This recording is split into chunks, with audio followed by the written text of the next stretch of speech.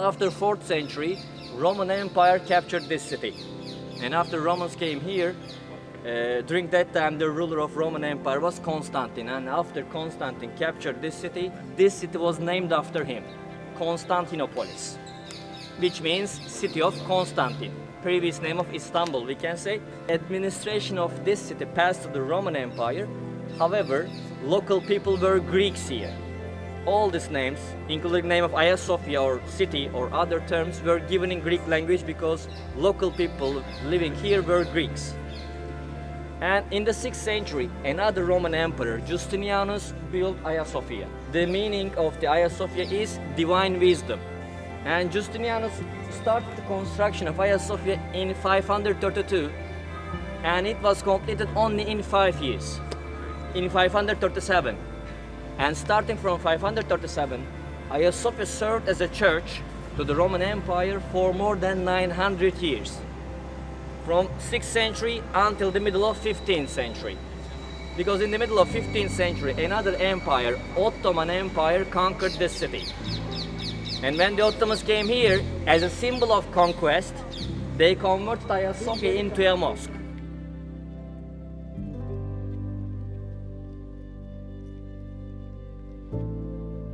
Even outside of praying times, we couldn't see those mosaics. And also, I'm seeing for the first time after it became a mosque, so I'm surprised. And I asked the same question to the other guide. We are lucky. Normally, we couldn't see these mosaics in normal conditions, because you can see there were curtains and they were covered. We couldn't see them well. In July, they converted Hagia Sophia into a mosque and they covered these mosaics. And until today, we couldn't see these mosaics. It served as a mosque to the Ottoman Empire another 400 years, from 15th century until World War I. Because after World War I, Ottoman period finished, Ottoman Empire collapsed. And then our national hero, Mustafa Kemal Ataturk, founded today's Turkish Republic. Declaration of Turkish Republic was in 1923. We can say 97 years ago, Republic was founded. And then Hagia Sophia was converted into a museum by Ataturk. So until this year, until a couple of months ago, Hagia Sophia had been a museum for 86 years. But this year, our government took a political decision and they decided to convert it back, Hagia Sophia, into a mosque. And the biggest door in the middle was only used by Roman emperors. In Roman time, only emperors were able to enter from this biggest door. But today, it's a mosque. If you wish, you can enter. And you can feel like an emperor. Before we enter, first we need to take off our shoes. So please follow me.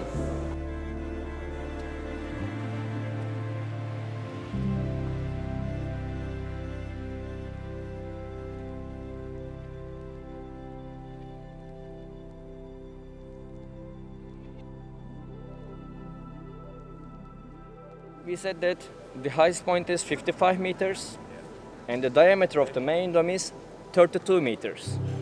So 55, 32.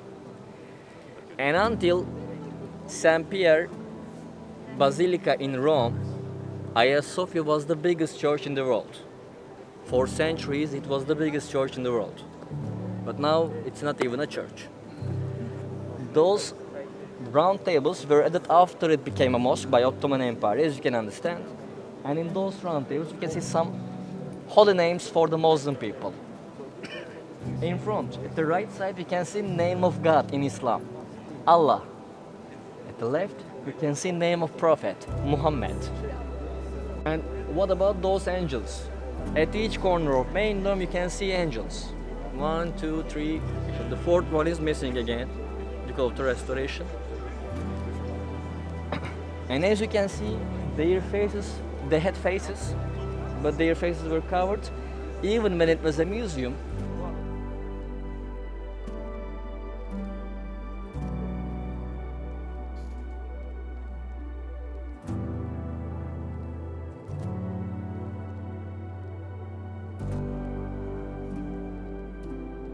you can see a place made of circles. This place is from Roman Empire time. It was in use when it was a church, and this place was the coronation spot of the Roman emperors. The candidate of emperor used to stand in his middle circle and he used to wear the crown. The crown would be given to him with a ceremony. Wow. But there's an interesting thing about this spot, because in Roman time they called this place Omphalion of Hagia Sophia. And Omphalion is a term in Old Greek language, but it doesn't mean coronation, it doesn't mean kingdom or power. In Old Greek language, Omphalion means belly button. They call this place belly button of Hagia Sophia. Why? Actually, when you look at its position, it's not even the middle of building. Because after they finished the construction of the Hagia Sophia, they tried to find center of acoustics. And they noticed that center of acoustics in Hagia Sophia is here. Because in normal conditions, when you stand in this middle circle and when you speak, you can be heard from every angle in Hagia Sophia. That's why they call this place Omphalion, belly button of Hagia Sophia, center of acoustics.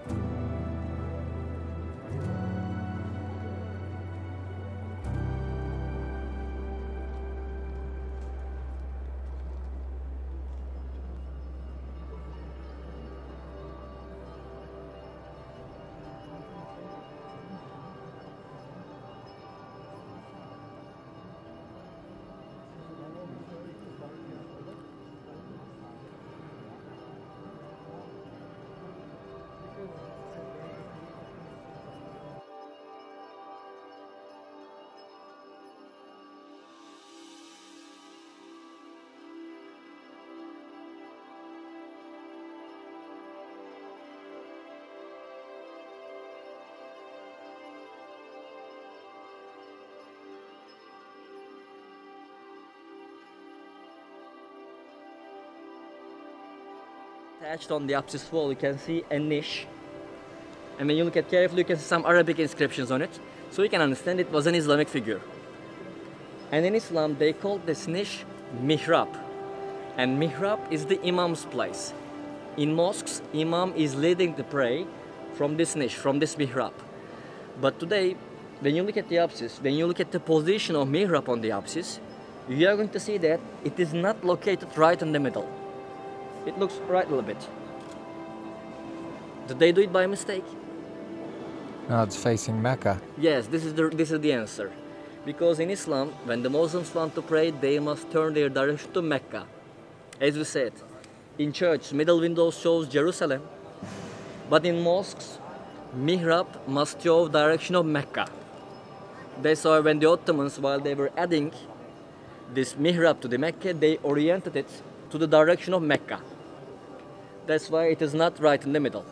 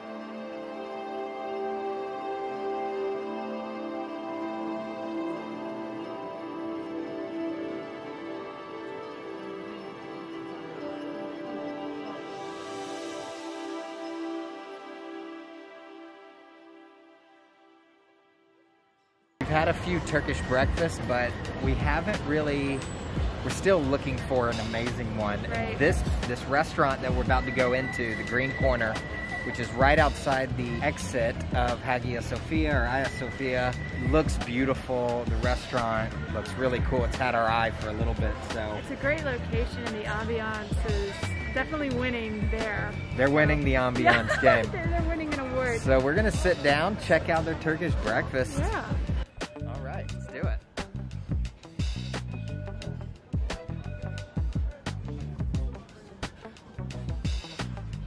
This one looks nice. We just received our food, and while it looks delicious, I think we're still on the hunt for the perfect Turkish breakfast.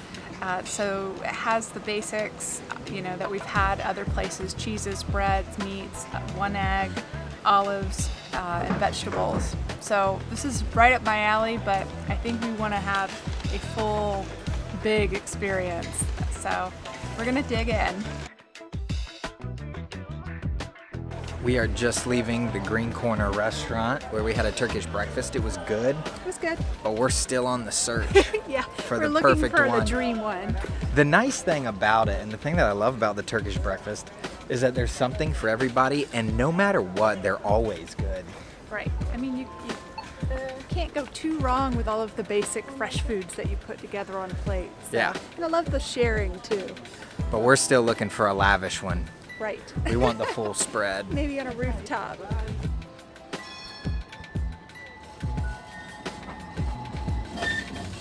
We just had a really cool experience. We were filming and a couple approached us, asked if we were vloggers. We got into a conversation, and they're fellow travelers as well. JT and Katie, hi, great to meet you.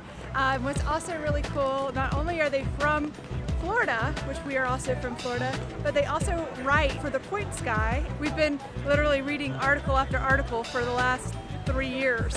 So this has just been such a cool day, and what an amazing random thing to happen. So great to meet you guys.